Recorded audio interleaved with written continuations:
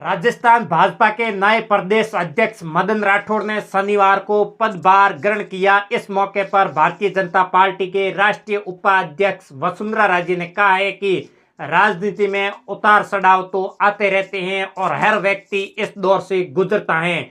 इतना ही नहीं, उन्होंने ये भी कहा है कि संगठन में सबको एक साथ लेकर चलना पड़ेगा। हालांकि बहुत सारे लोग इसमें कामयाब नहीं हो रहे हैं और वसुंधरा राजे ने कहा है कि राजनीति का दूसरा नाम उतार चढ़ाव ये है।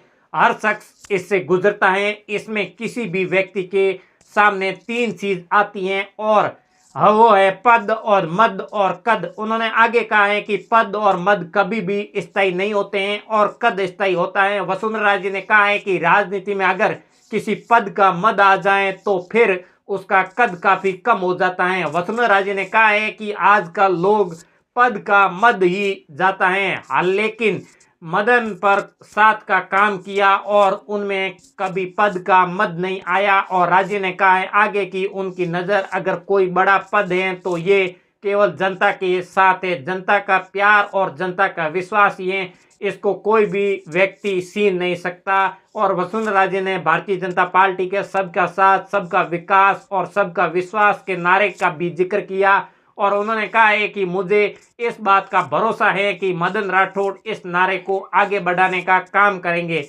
वही सभी के साथ लेकर चलेंगे। और राज्य ने कहा है कि भी काफ़ी मुश्किलों का सामना करना पड़ रहा है, सारे लोग इसमें कामयाब नहीं हो रहे हैं। और राज्य ने कहा है कि मुझे इस बार का भरोसा है कि मदन राठौड़ अपनी भूमिका को सही निभाएंगे और पूरी लगन से काम करेंगे। वसुंधरा राजे ने यह कहा है कि हम सब मेहनत करेंगे और बीजेपी को दुनिया की सबसे बड़ी पार्टी बनाएंगे। हमारा कार्यकर्ता धन से नहीं मन से काम करता है। विचारधारा की मिसाल को आगे लाएंगे और विशाल परिवार के सदस्य बनने का सौभाग्य मिला है और बीजेपी हमारे परिवार की। वसुंधरा राजे ने कहा है कि पीएम मोदी और जेपी नड्डा, मदन राठौड़ जैसे ईमानदार कार्यकर्ता को राजस्थान ने बीजेपी की कमान सौंपी है। इसको लेकर आज वसुंधरा राजे ने काफ़ी दिनों के बाद वसुंधरा राजे, क्योंकि विधानसभा की बात हो और या फिर और कहीं लोकसभा की बात हो तो वसुंधरा राजे कहीं दिखाई नहीं दे रही थी। और आज जैसे ही मदन राठौड़ का जो प्रदेश अध्यक्ष बने और उसके बाद में वसुंधरा राजे ने उसको लेकर आज मदन राठौड़ ने पदभार ग्रहण किया और वसुंधरा राजे उसमें शामिल हुई। उसको लेकर वसुंधरा राजे ने ये बात कही है। आप सोच सकते हैं कि पूर्व मुख्यमंत्री वसुंधरा राजे पिछले लोकसभा चुनाव में एक्टिव नजर नहीं आ रही थी और अभी वसुंधरा राजे एक्टिव हो गई है। इसको लेकर वसुंधरा राजे ने बीजेपी को आगे बढ़ाने की बात कही है।